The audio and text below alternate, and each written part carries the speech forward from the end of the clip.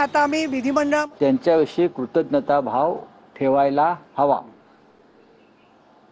सध्याचे प्रधानमंत्री हा किती कृतज्ञता भाव ठेवतात किंवा त्यांच्या पक्षाचे लोक, त्याच्याविषयी मी साशंक आहे।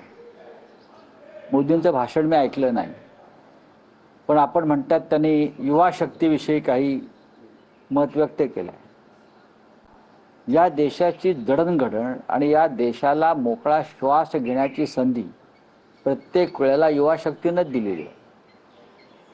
भगतसिंगासारखे तरुण युवा हे फासावर गेले आणि आता सुद्धा जंतर मंतरवर जे आंदोलन झालं ते देशाच्या भोवती, स्वातंत्र्याच्या भोवती जो गळफास बसलेला आहे तो दूर करण्यासाठी झाला आणि मोकळा श्वास व्हावा या देशाचा म्हणून झालं। त्याच्यामुळे युवा शक्तीनं या सरकारला गदागदा हलवला आहे आणि म्हणून देशाच्या प्रधानमंत्र्यांनी युवा शक्तीचे आभार मानले आहेत। त्याबद्दल मी त्यांचे आभार मानतो। हा देश कायम युवा शक्तीच्या माध्यमातूनच पुढे गेला।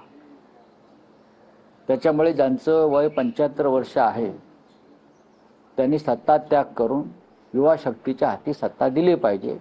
हीच आपल्या देशाच्या स्वातंत्र्याला खरी मानवंदना राहील। त्यांच्या भाषणात आणखी एक महत्त्वाचा उल्लेख आहे की जागतिक संकटाच्या काळात जसे की कोरोना महामारी किंवा पश्चिम आशियातील संकट, अशी अनेक संकट होती, या काळात विरोधकांनी देशात भीती आणि गोंधळाचं वातावरण निर्माण केलं। हे मोदी खोटं बोलतात लाल किल्ल्यावरून। किमान स्वातंत्र्य दिनी तरी खोटं बोलू नये। आज देशाचा स्वातंत्र्य दिन आहे। हजारो लाखो तरुणांनी त्यांचा पवित्र आत्मा या देशासाठी बलिदान त्यांनी केलेलं आहे। त्यांचं स्मरण करण्याचं सोडून नरेंद्र मोदी जर अशा प्रकारचं वक्तव्य करत असतील तर ते आमच्या स्वातंत्र्य दिनाचं दुर्दैव आहे।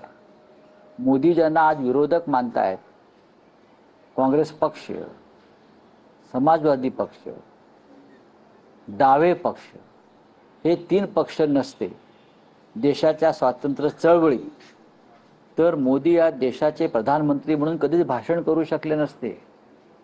कारण या देशाच्या स्वातंत्र्य लढ्यामध्ये भारतीय जनसंघ, राष्ट्रीय स्वयंसेवक संघ अशा लोकांचा कधी सहभाग नव्हता। किंबहुना त्यांनी चले जाव चळवळीला विरोध केला असं इतिहास पुराव्यासह सांगतो।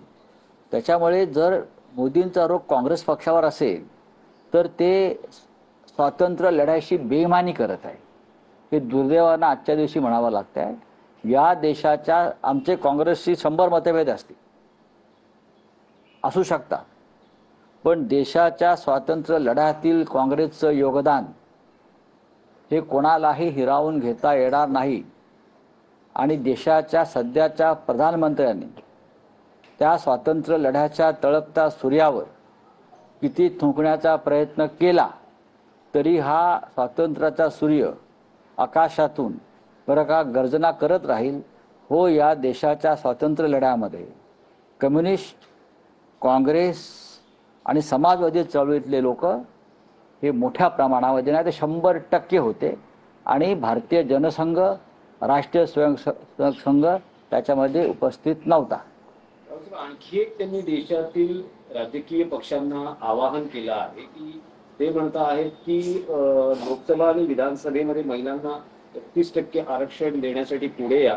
तुम्ही क्रेडिट घ्या, पण महिलांना प्रतिनिधित्व देण्यासाठी या संदर्भातले विधेयक संसदेमध्ये एकमतानं मंजूर झालं। महिला आरक्षणासंदर्भात 2023 साली माझं देशाच्या पंतप्रधानांना एक आव्हान आहे, 2023ला मंजूर झालेल्या बिलाचं आपण अंमलबजावणी अद्याप का केली नाही याचं तुम्ही जर लाल किल्ल्यावरून उत्तर दिलं असतं तर आपण सत्यवादी आहात हे आम्ही जाहीरपणे सांगितलं असतं। रावसाहेब, महाराष्ट्राच्या राजकारणातला एक विषय आहे की सुप्रीम कोर्टात सध्या जी सुनावणी सुरू आहे शिवसेना पक्ष आणि चिन्ह या संदर्भातली जी अंतिम टप्प्यात पोहोचली आहे, असं असताना देशाचे महाराष्ट्राचे मुख्यमंत्री फडणवीस यांचं एक मोठं विधान आहे की शिवसेना ही शिंदेंचीच आहे आणि राष्ट्रवादी काँग्रेस ही अजितदादांचीच आहे। 2024 साली जनतेच्या न्यायालयात हा निकाल लागलेला आहे आणि सर्वोच्च न्यायालयातही हाच निकाल लागेल. जनतेचं न्यायालय हे नक्की कोणाला म्हणतायत?